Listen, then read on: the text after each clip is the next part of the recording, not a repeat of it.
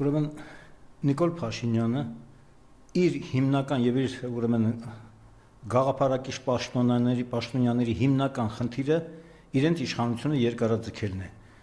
Ամեն քայլի նրանք գնալու են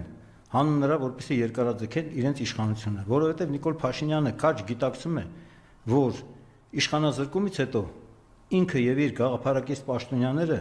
ենթարկվելու են Հայաստանի Հանրապետության օրենքով սանված կարգով դատական պատասխանատվության եւ գնալու են ցմահ նստեն բանտում։ Իսկ թե բանտում ինչ կանեն իրենց հետ, այդ մենք գիտենք։ Իսկ ինչ վերաբերում է ուրեմն այսօրվա իրականությանը, ուրեմն Նիկոլ Փաշինյանի